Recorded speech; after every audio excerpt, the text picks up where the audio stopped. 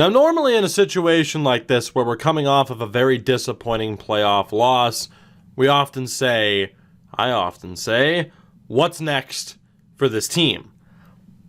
However, it's not exactly appropriate in this instance because we do know what's next for this team. We already have it mapped out for the most part as far as who's going to be a part of this team. Unfortunately, Sergei Bobrovsky is going to continue to be a part of this team. But we know that defensively, the main core is still intact for now. We know that on the offensive side of things, Foligno and Gallagher are gone, even though Gallagher's arguably worth it. And the top six next year is going to be Barkov, Huberdeau, Trocheck, alongside Tippett, Borgstrom, and probably Heponiemi being given an opportunity. You have the likes of Connolly, Vetrano, and Hunt, maybe even Howard on that third line.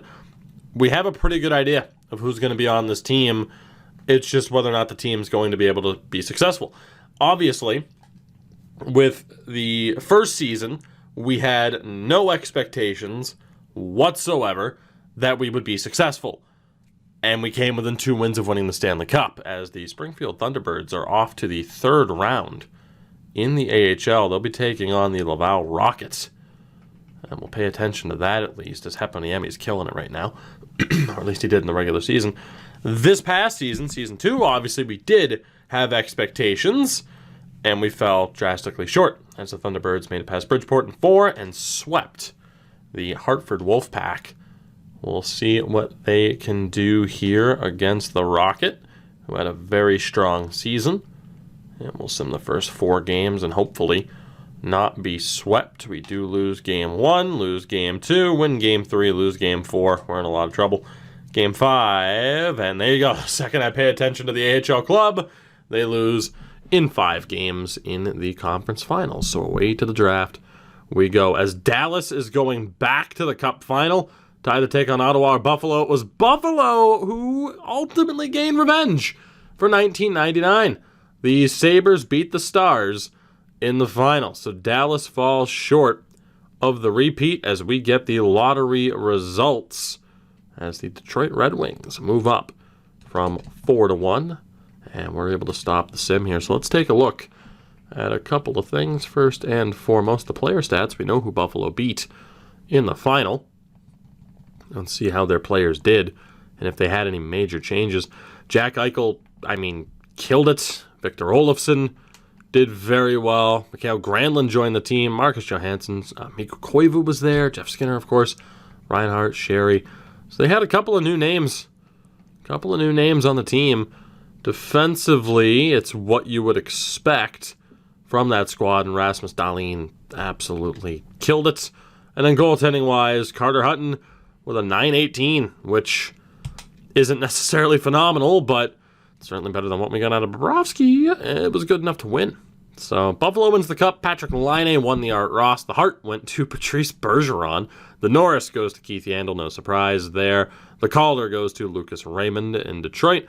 Jack Eichel wins the Conn Smythe. The Vezina to Craig Anderson in Colorado. He also won the Jennings.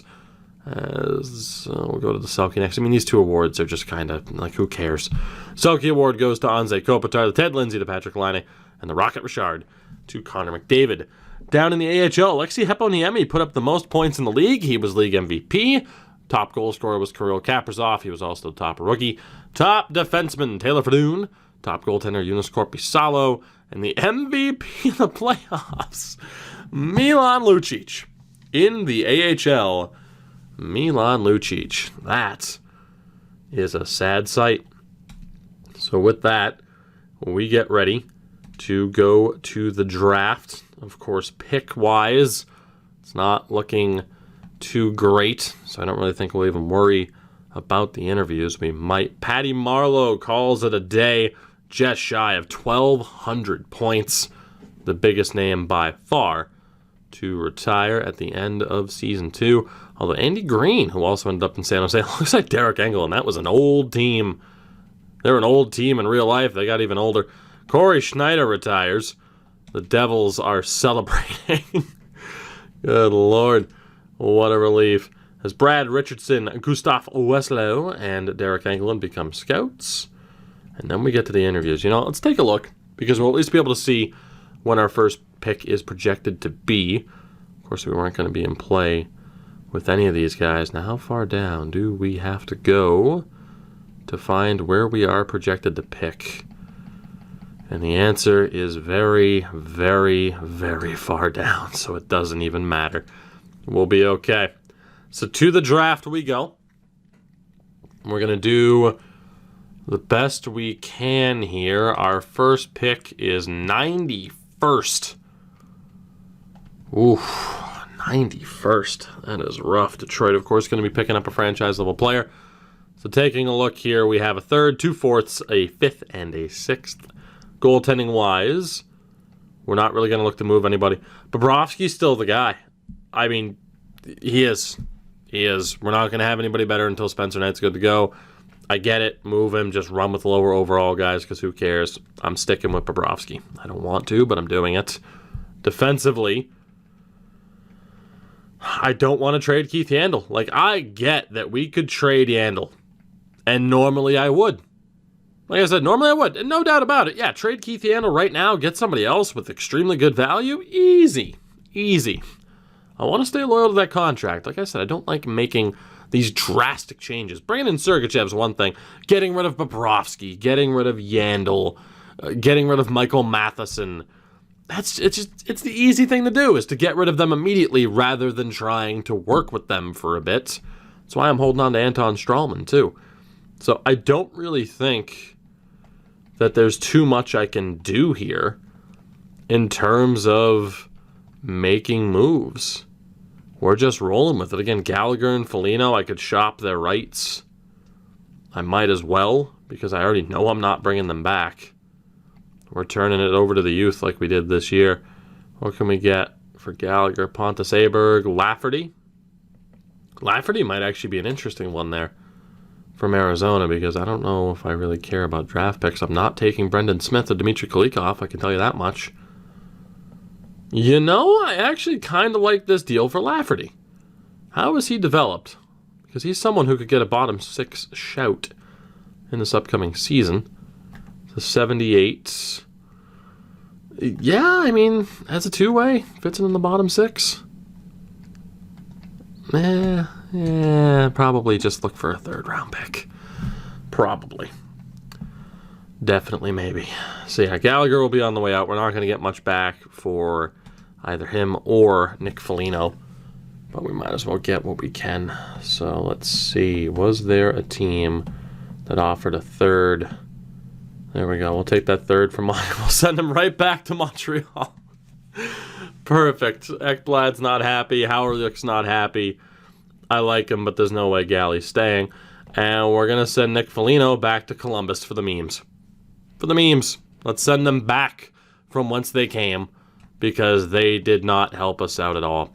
What we will take a look at are the players that are projected to go outside of the first round and see if there's someone who is can't miss. I don't know if that'll be the case, because I don't... Holy hell! Oh, it's the case, all right. It is the case. Detroit's about to make this pick, which is going to screw me over. If we could get into the second round, that would be phenomenal, but I don't really think we have the value to do so. We're probably screwed until we hit the third round, because there's nobody here that I want to get rid of. Yeah, there isn't a single person I want to get rid of, even though Matheson's value is back up. And then with these draft picks, we're not going to have enough to trade up into the second round. We're just going to sim to our first pick. We'll sim to our first pick, and we'll see what the hell happens. We'll recap the draft a little bit. Let's call that time out there, and let's go to that first round. So it was Teamander, Aturati, Wah, Brant Clark goes 4th. That's a big win for LA, for Chicago to not take the defenseman. Hell, they should have taken Genther. I guess maybe they really needed a center. We got Luke Hughes going, a high top 9 going. Lascelles, Eklund, of course, there are going to be some guys whose potentials I dropped because next year's draft class is looking a little bit iffy, but they at least have decent starting overalls. Second round, Helminen was a 71. I really did want him, but there wasn't much of a point when we have Spencer Knight. But that is arguably the best goaltender I have seen in this game this year. That is outrageous. Certainly would have been worth trading up for. Hello. Ladikainen. Maybe. I don't think you're actually going to be that good. Lazarev and Persson not looking that good. What about Mazzaros? No real way to tell. Niedermeyer, not looking that good. Bork, not looking that good. Richard Pospisil, also not looking that great. Aiden Cousins, no. Zach Ostapchuk is also a no. This isn't looking too good. Dorian Hendricks, no strengths whatsoever. There is a chance that we are just going to trade out of this draft. Because right now, it is not looking too good. Laurikainen might be close to a low elite. Do we have anybody who's actually a guarantee? We don't. There's Hendricks. Yeah, we can take risks with these picks. Or we just trade out. Make sure we have picks for next year, which might come in handy. Brian Ludman. Yeah, I gotta be honest. I'm not digging any of this. Like, these players just aren't looking that good. They're not looking that great. I think I'm just gonna trade out. Pick up some draft picks for next year. And then that way we have a little bit more maneuverability in that next season, if need be, especially after we had gotten rid of draft picks, this past season in efforts to try and win. Remember when we were hoping that we might win? So there we go. We'll pick up picks from Anaheim next year. Of course, pick hoarding, the AI does it too, so on this year especially, I have no issues with pick hoarding whatsoever. Will that go through? No, it won't. Pretty much be able to get a bunch of rando picks. I don't expect all that to go through. It did not. Take out the 6th.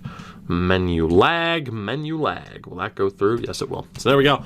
We're not making a single pick in this draft. Didn't want to use any assets to trade up. We get rid of Gallagher. We get rid of Foligno. No real surprise there. At least not to me. That's how we handled that draft, because it wasn't looking like it was going to go all that well for us anyway. So looking here, expiring contracts. Connor Ingram. I mean, he wants a one-way deal. I think I'd rather give him a chance. Francouz, had the 9-12 this year. How much is he looking for money-wise? It's not bad. It's not bad at all. And then Dreger or Drieger, however the hell they want to pronounce it. Obviously, we can let go of Bednard. I think we can let go of. I don't know for sure what I want to do here. I think we might just roll with Francouz and Ingram as the backups again. So Francouz, I'm going to see if we can just get him on a 1-by-1. And then Ingram, let's see if this works. We'll just give him what he's going to be asking for, and that'll be fine.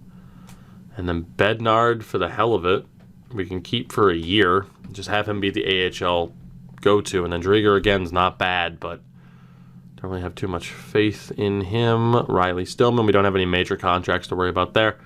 John Hayden, we don't really have to worry about. Borgstrom. Borgstrom should be looking for some money. Oh, yeah. Yeah, he wants to be paid like a guy who just played on the second line this past year, which is not surprising and probably what he deserves. So this contract is a little bit of a risk for sure, but it should be worth it. And it's the only big contract that we really have to worry about is just re-signing Borgstrom. And then again, after this upcoming season, we have a lot of players who are coming off of the books that we will be able to work with. As Francouz resigns, Borgstrom and Ingram, Bednard as well. So the major contracts I was worried about, those are already taken care of. So goalie-wise, we're going to drop Drieger. And to be honest, I probably should have signed Spencer Knight. We might leave him unsigned for 1 year because I don't really want him to be the backup to Bednard. So I think next season, Francouz and Bednard are gone. Spencer Knight gets signed. If something drastically changes, we'll sign Spencer Knight now. Petrovic is going to go. Brown's going to go. We will hold on to Riley Stillman. Might as well sign him for the 3 years. That's fine. Austin Strand. You know what? I'm going to sign him too, just because I really like Austin Strand. So we'll sign him. He'll be a staple for the AHL defense. Brennan can go for now. Prow. Gilden needs to be signed. We need to get him some AHL time here. Carl Alsner. Again, that contract's on the books for 1 more year. That's fine. We could buy him out, but there's no point. That deal will be up next year. Tommy Cross can go. Massey can go. Summers, Ludwig. We'll sign Ludwig. Give him a shot. Portland Winterhawk. You know, Artukin as well. I'm going to sign him. We'll play him in the AHL. See how well he can develop. And then Alus is up to a 63. Wingers, we're probably going to drop. Maybe not. You know, signing John Hayden. It's not a bad way to go. Let's sign him for the year. Cliff Poo. I don't want to get rid of just yet. You can be a staple in the AHL for us for the next few years. Schwint, we are going to sign.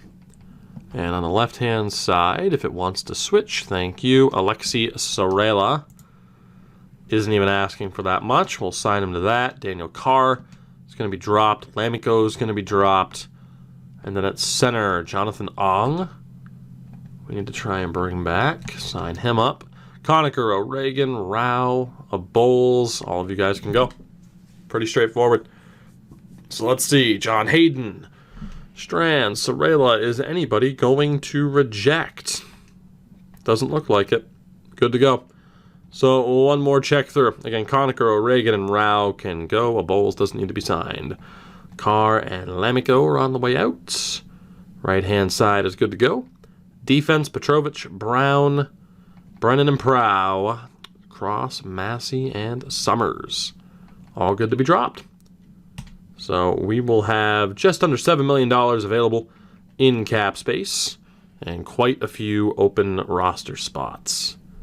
But again, I don't really plan on spending any big money in this free agent period unless something comes up out of nowhere, much like it did last year with Sergachev, where there was no plan whatsoever to bring in Sergachev. It just kind of happened. As it wouldn't be the worst idea in the world to redo the coaching staff across the board. So we're going to handle that as well. Might have to jump cut that, and if I do, we'll jump cut to when this team is set up. Let's take a look at free agency because I am going to have to jump cut that. That's going to take a couple of minutes, and then I'll probably just cut to this team being good to go at the start of the upcoming season. So looking here, goaltending-wise, I mean, Matt Murray, Jordan Binnington, Craig Anderson, and Tuukka Rask. Nobody that we'd really want. And RFA and Philip Gustafsson. And then Alex Nedeljkovic is also there, but he's not really going to develop. And then Igor Shesterkin is there. We're not going to sign him. Of course, he'll feature a bit more in the Russian series. So, Gustafsson, we might as well go for. Just offer him that max deal. I'm sure Ottawa will match it, but if they don't, whatever. And then, technically, I need another goalie. So we might as well sign Nedeljkovic for the year and then let him go. Defenseman. No real prospects. I mean, again, Hamilton's there. Ryan Pulock is there, but nobody I'm concerned about. And then forward-wise, Taylor Hall is back again. Nick Foligno. Looks like Gallagher ended up re-signing in Montreal. So there you go, Habs fans. Gally is back. In terms of prospects, Josh Ho-Sang is an RFA. That is an interesting one. Talk about a player in the top 6. I kind of want to see if I could revitalize Josh Ho-Sang's career. I kind of want to check that. I think I do. What if we go 2 years? What can the Islanders afford? Trying to snag Josh Ho-Sang for the reason of building him up could be interesting. We can turn Josh Ho-Sang into a superstar? I wouldn't be against it. So again, forward-wise, it's already going to be Huberdeau, Barkov, Trocheck, Tippett, Heponiemi, and Borgstrom. But someone like Borgstrom... Okay, maybe not. Someone like Tippett... I mean, I don't think we'd want him on that third line. It sucks. If we had just one opening on this team, Ho-Sang would fit the bill. But that's just not going to happen, unfortunately. Plus, he is 25. Yeah, and he's not really defensive. With those offensive stats, though, it makes you think he might be able to do something. I just can't help but think, what if we were to sign him? But I wouldn't want to risk Owen Tippett's development by playing him on the third line. So, fun idea, neat idea, just not right for this series, unfortunately. And then again, the top 3 guys there, we wouldn't worry about. We're good to go. So odds are the only players I'm going to sign are random free agents. Although, there are a bunch of high top 9s here. Although the 25-year-olds are a lot less likely to develop. Cooper Marotti is there at a medium 9. I am intrigued. Guys like Aston Reese, Ernie. I mean, it'd be more of Latunoff and some other RFAs that I might have to overspend for. AJ Greer at 24. I'm just looking at like Dickinson and Ilya Mikheyev. Dickinson would be an interesting one as a bottom 6 option. But then again, the bottom 6 is pretty much solved too. We really don't have that much to worry about. I mean, we could bring in a Cooper Marotti or a Greer to help get a look. Although, Nikan in here, 4th round pick of the Jets. I don't know why they didn't sign him, but we will try to. Joachim Blichfeld, who's looking pretty good. Of course, we used him in the Shark series earlier this year. I think we're good. So I will see you guys when this team is set up. We'll get a look at it, and then, of course, next episode we'll be ready to go to begin the season sim. All right, it took a while to get this team, this organization set up, but we are ready to go for our 3rd season. A quick look first and foremost at this coaching staff, which is, of course, top-notch. 70% chemistry at the NHL level, only 44% chemistry at the AHL level, but happy with the generalist forward and defensive setup. I mean, literally about as good as a main coaching staff as you can get. Scouting department, of course, set up. Everything's good to go on that front. We get to the team. This is the lineup that will start this NHL season. Huberdeau, Barkov, and Tippett did swap Tippett and Barkov in terms of player types based off of attributes. Second line is now Heponiemi, Borgstrom, and Trocheck's going to be on that right-hand side. Third line of Vetrano, Hunt, and Connolly. Fourth line, Howard, Achari, and Alexi Sorella will be back in the lineup and be given an opportunity. Defensively, Sergachev and Yandel with that +5. We're going to go with Ekblad and Matheson for the second pairing. We could have a +5 there if we wanted to, if we change Strawman back to a DFD. But we're going to have Matheson there. It's a little bit more important for him to be happy. He is the second pairing guy. He needs to be playing there. And then Tim Carpenter, unfortunately, hasn't improved. Now, he's listed as a depth defenseman. If we see him not making any strides, we're going to send him down later on in the season, and we'll pick up somebody else.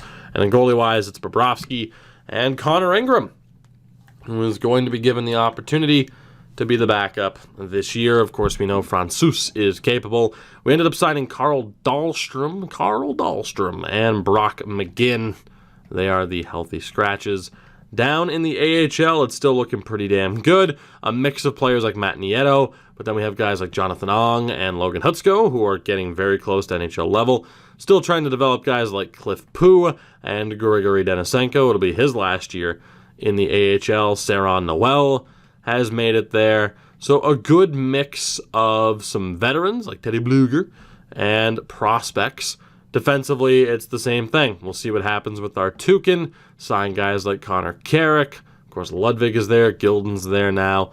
And then goaltending-wise, it's the 1-2 punch right now. Francouz and Bednard. So both teams shaping up to be fairly damn competitive from the looks of it.